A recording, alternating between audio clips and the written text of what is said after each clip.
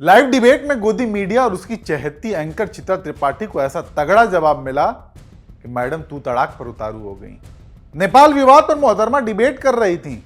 इसी दौरान कुछ ऐसा हुआ कि एंकर चित्रा त्रिपाठी विपक्षी प्रवक्ता की औकात तक नापने लगी। हालांकि प्रवक्ता भी कहां पीछे रहने वाले थे।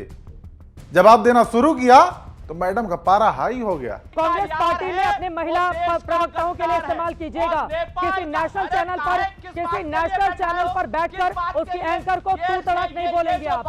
तू तड़ाक नहीं बोलेंगे आप। तू तड़ाक नहीं बोलेंगे आप।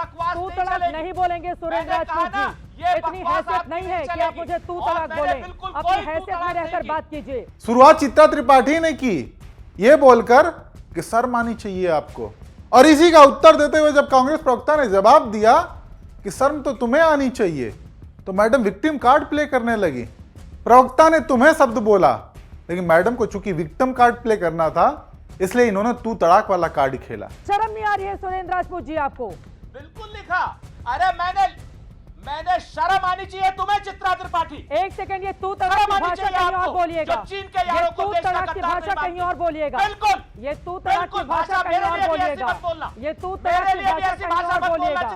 ठीक है, एक्सपोज हो रहे हैं, एक्सपोज हो रहे हैं, एक्सपोज हो रहे हैं आप, एक्सपोज हो रहे हैं आप। बहस में जैसे बच्चों के पास कोई तर्क नहीं होता तो यही पैतरा अपनाते हैं।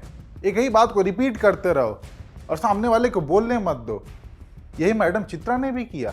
बारी कांग्रेस प्रवक्ता की थी बोलने की, लेकिन एक सेकंड भी उन्हें बोलने नहीं दिया, जबकि शर्म आनी चाहिए जैसे शब्दों से शुरुआत खुद मैडम ने की थी।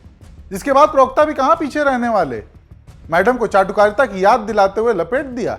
तू तड़ाक कर लीजिए सुरेंद्र राजपूत जी। एक्सपोज हो रहे हैं आप, एक्सपोज हो रहे हैं आप। अराजकता से सत्ता नहीं मिलेगी हिंदुस्तान की, अराजकता से सत्ता नहीं मिलेगी। तू तड़ाक की भाषा इस्तेमाल करके एक महिला एंकर के खिलाफ, उसके बाद आप बता रहे हैं कि मैं सम्मान करता हूँ। नहीं चाहिए ऐसा सम्मान।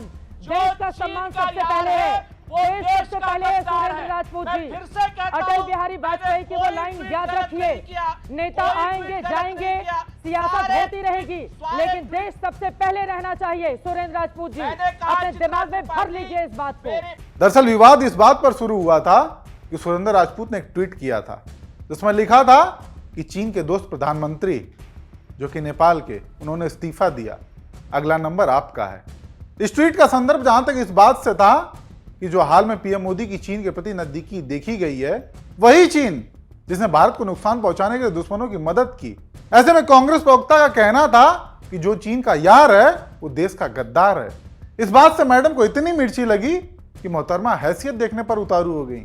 तभी वो प्रधानमंत्री हैं, आपके भी प्रधानमंत्री हैं। सुरेंद्र राजपूत जी आपके भी प्रधानमंत्री हैं, और अगर उनके बराबर खड़ा होना है तो जरा जाकर चुनाव लड़ लीजिए। चलिए सुरेंद्र राजपूत जी, आपसे भद्दी भाषा का इस्तेमाल किया जा सकता है इस मंच से। हाँ, आज की डेट में जब कुछ बोलने को, अरे आप देश विरोधी गद्दारों की तरह जो काम करेगा मैं उसको एक्सपोज करूंगी। मैं इसीलिए बैठी हुई हूँ सुरेंद्र राजपूत जी, मैं इसीलिए बैठी हुई हूँ। मुझे गर्व है कि मैं देश के साथ हूँ, मुझे गर्व है कि मैं देश के साथ हूँ, मुझे गर्व है कि मैं देश के साथ हूँ। राजपूत ने एक गलत ट्वीट नहीं किया। जाइए चुनाव में पता चल जाएगा, देश के साथ चुनाव में जाइए, जनता बताएगी कि किसके साथ वो खड़ी हुई है। हालांकि बात रही ट्वीट की, तो जब कांग्रेस के प्रवक्ता ट्वीट पर भी आईना दिखाना शुरू किया तो मैडम शांत पड़ गई। क्योंकि उस परिस्थिति में सवाल बीजेपी पर उठने लगे तो मैडम के मुंह से न्यूट्रल वाले शब्द निकलने लगे। बिल्कुल, ये अर्जुन सिंह हैं, भारतीय जनता पार्टी के प्रवक्ता हैं।